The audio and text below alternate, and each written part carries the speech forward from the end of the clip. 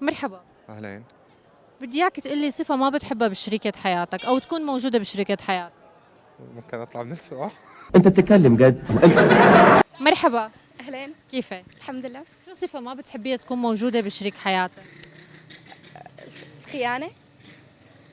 خيانة. بترفضي إنه يخونك؟ طبعا. إذا خانك ودريتي شو ممكن تكون ردة فعلك؟ دغري بتركه وبمشي. فورا. ما بتعطيه فرصة. يعني الخيانة، الكذب، دول يعني أكثر شيء مهمين. إذا كذبت عليك ممكن إنك تسامحها أو لا؟ الخيانة قطعا مرفوضة قطعا مرفوضة. بكل أشكالها. والشغلة اللي أكبر إنه الشغل، أنا عندي برفض إنه البنت مثلا شريك حياتها تكون تشتغل. طب إذا أنتم كنتوا بحاجة إنه أنتم اثنين تكونوا عم تشتغلوا لتأسسوا هذا البيت؟ برفض لأنه صاير معي مواقف ما نهائيا يعني قطعا. شو السبب؟ موقف شغل شكوك وهالقصص وهي يعني أنا صايرة معي يعني أنت ممكن إنه هي إذا اشتغلت البنت اللي أنت بتحبها تصير تشك فيها؟ هلا شوفي حسب المواقف، يعني هلا صاير معي مواقف طبعا ما بتنحكى يعني، بس أنا بالنسبة لي أنا برفض، ما بدي إنه البنت تشتغل. وأنت بتكون قادر إنك أنت تدير بالك عليه؟ أكيد. تصرف عليه؟ طبعا.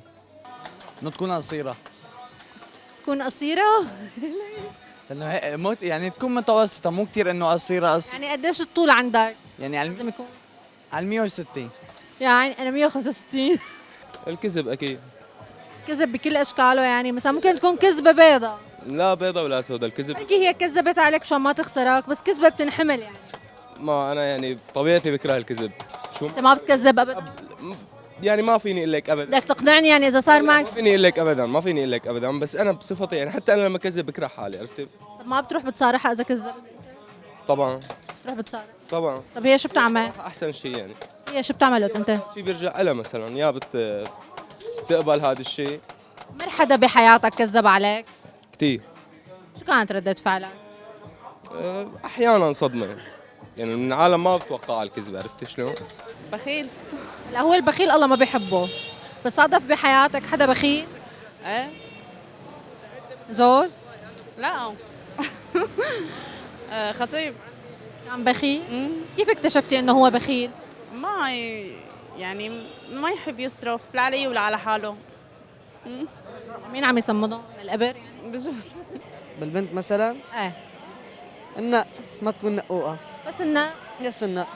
يعني بتتقبلها اذا كانت كذابه، اذا كانت بتلف وبتدور، بس المهم انه هي ما تنق. انا بصلحها عن طريقتي وقت بتجي لعندي، وقت بدي اتجوزها او اخذها بصلحها عن طريقتي، ان كانت بخيله، ان كانت عصبيه، ان كانت انا هيك بختارها بعيش معه، والحمد لله يعني حطوا فتره خطبه هلا للتعارف. حلك على شغله، لا هو الطبع غلب دائما التطبع، دائما البني ادم طبعه بيكون غلاب، تمام؟ فانت كيف رح تقدر تتاقلم مع حدا؟ اذا بحبها تتاقلم استحملها بكل حالات.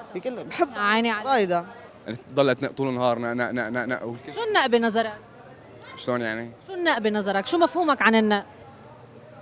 والله ما بعرف، بس نحن بنقول انه الكذب والنق، بس نحن ما بنعرف شو هو النق. لكنه يعني ضلت على التليفون، رايح التليفون نق طول النهار على التليفون، ما تخليك لا تعرفي تشتغلي ولا تعرفي شيء ولا شيء. انتوا ما بتنقوا بنوب؟ لا نحن ما ابدا. طول النهار بشغلنا بنرجع على بس ننام على البيت.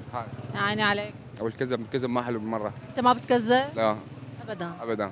ما لا لقطك شي مره بشي كذبه؟ لا. من هون لا. طول الوقت على البسطه هون والله. بس هلا الأنانية، الحب التملك، الإهمال مثلا، بس متقاسم كل شيء سوا. صادف حدا بحياتك كان مهمل او اناني بالنسبه لإلك؟ طبعا. شو كانت ردة فعلك؟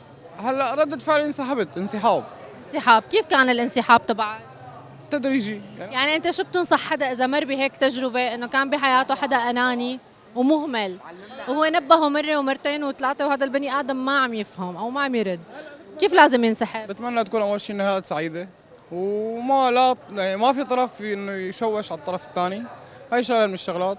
وبالنهايه عن جد النهايات الحلوه حلوه انه يكون الانسان محترم حاله ويحترم مشاعر الطرف الاخر لو شو ما كان.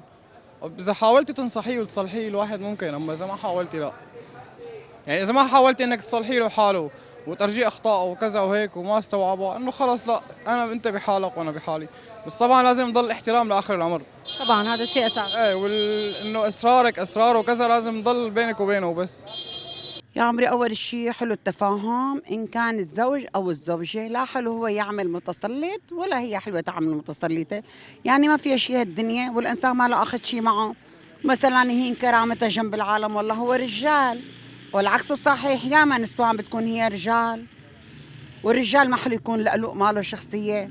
شخصيته يكون رجال بيت، يكون إنسان كافي بيته على صوت الله أكبر.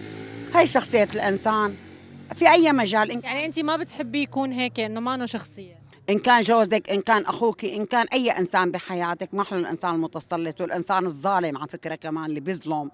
الإنسان اللي بيصدق العالم دون أن يرى بعيونه الشيء، واللي بيظلم أكره الشيء الإنسان اللي بيظلم، أكره الشيء الظلم بهالحياة. مستحيل ترتبطي بشخص هيك أبدا. يعني حظي وبين يا بنتي. وعلى فكرة ما كل الأشخاص بتبين على حقيقتها، بيقولوا لك الجازة بطيخة مسكرة، ياما ناس بتبين نازل من عند الله، هو نازل من عند الله، ليصيروا ببيت واحد ببين كل إنسان طلع مواهبه. لكن يا بنتي ياما بغريها بكلام الحب. هلا من يومين شفت وحده عم تبكي، قال لي انا زعلت. طب وحياة العذراء زعلت عليها وبسل عيونها، ليش عم تزعلها؟ طيب مثلا اذا رفيقك قال لك خانتك، بتصدق وحده معاشرها كذا سنه بتصدق؟ او اخ بيصدق العالم النور اخته فلتانه وهن انور شعب الله بلا مستحى منك. بتعرفي ترباية أهلك، بتعرفي ترباية أخواتك، بتصدقي العباد يا بنتي؟ ما بتصدقي أعز الناس إليك إن كان مرتك أو أختك أو أخوكي؟ أنا ما بصدق. أنا ما بصدق. يا ما ناس طعنوني بأعز الناس إلي وما صدقتهم، ما صدقتهم لأني بعرف مين هنين. ممكن تتقبليه إذا كان كذاب؟ لا. خاين؟ لا، أنا ما بسامح على فكرة. أنا أبونا كتير شغلات بيقول لي زكية سامحي، بقول له أنا ما بسامح. قال ليكي منسامح بس ما بننسى المواقف اللي فيها الظلم. هو العفو عند المقدرة، بس إذا فاق المقدرة هون الواحد ما عاد فيه يخفى. إنسان له قدرة على التحمل. بالآخير الحية بيقولوا لك بتعض بطنها وقت يعني. وانت على فكره مذيعه بتجنني، هي كمان ضيفيها وحياه العذراء بتضيفيها. احلى مذيعه ترها اعيني، واحلى سمار، واحلى تربايه. يلا ستوب. شكرا لك.